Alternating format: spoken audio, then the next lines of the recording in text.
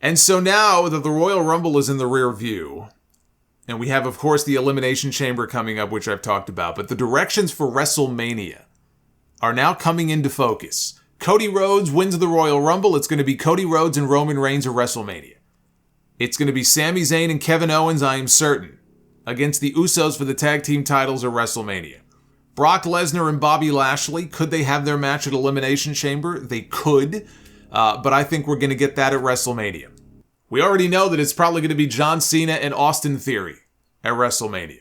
Seth Rollins and Logan Paul. Logan Paul eliminated Seth Rollins from the Royal Rumble last night. And it made me smile because if you remember here on the podcast only, a couple of months ago, when we were talking about these rumors of Austin and Cena, or maybe Cena and Logan Paul, because Logan Paul wanted that match. He texted Triple H about it a couple of months ago. I said, honestly, I think that Seth Rollins or Randy Orton would make for a great WrestleMania opponent for Logan Paul. And Randy Orton, we knew it wasn't going to be him because we don't know when or if he'll be back. But I thought just looking at their styles, I thought Seth Rollins and Logan Paul could have a great match. And if last night was any indication, that could have been the first seed planted for what could be a WrestleMania match between Rollins and Logan Paul, which I think would be excellent. Logan Paul last night had the highlight of the Royal Rumble. Him and Ricochet. They did dueling springboards and they collided with each other in midair. That was the big spot of the men's Rumble match. But I want to talk about Seth Rollins real quick here before I get to some of these other potential WrestleMania matches, just because people were talking about this as if it's some kind of story. And, it's great clickbait for a lot of the wrestling news sites. I get it. But he did an interview. Seth Rollins did an interview yesterday with Nick Hausman of Wrestling Inc. at the 2K23 event that they held. And Rollins was asked about the possibility of a few people, potential free agents, coming back to WWE. He asked them about FTR. Rollins put them over and said he would love one day to work with them again. But Hausman asked him about the possibility of CM Punk returning to WWE. And Rollins, who clearly, to anybody watching, was in character for this, looking like Hobo Joe, he said, stay away, you cancer. Get away from me forever. I don't like Phil, he's a jerk.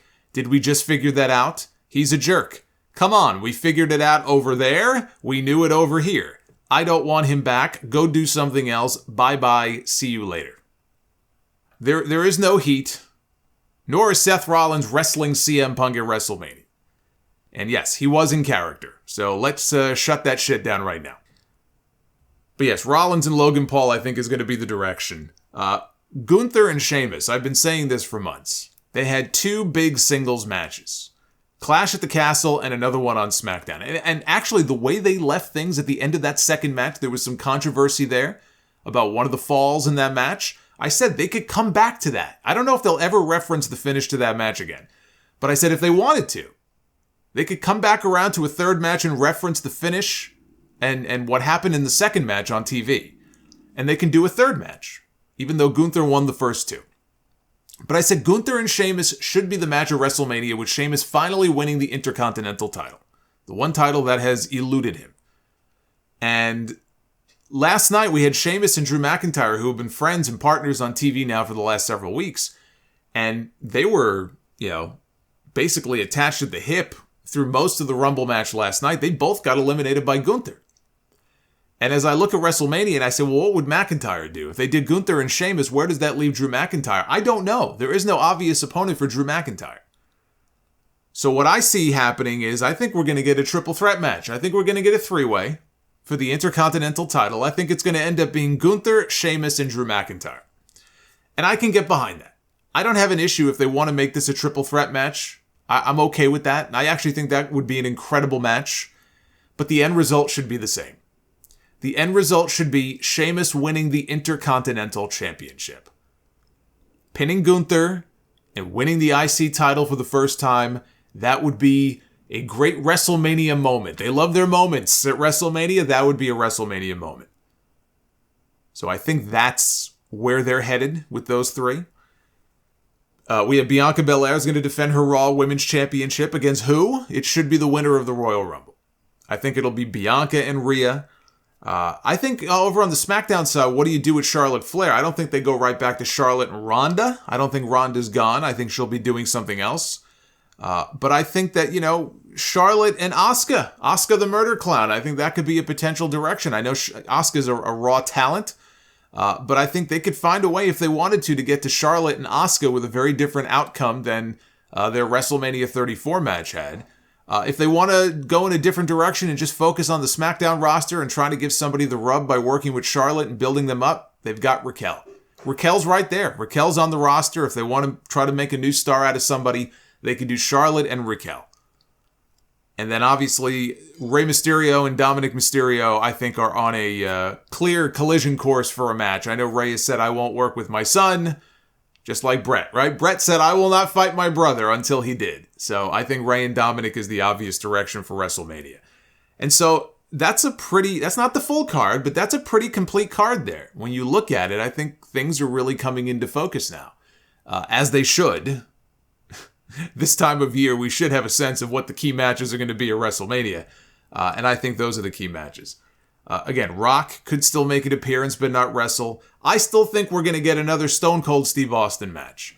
In the news this week, we had dueling reports, one from Fightful and one from The Observer. Fightful said the match that was pitched to Austin months ago was Roman Reigns. Dave Meltzer says the match that was pitched to Austin was Brock Lesnar, which sounds even more ridiculous. I think both of those are terrible ideas. Especially the Brock Lesnar match. At Austin's age, that would be suicide. It looks like Cena is already occupied. Logan Paul may end up with Seth Rollins. I go back to my original idea. Steve Austin and LA Knight, I think, would be a fine match for WrestleMania if Austin wanted to wrestle again.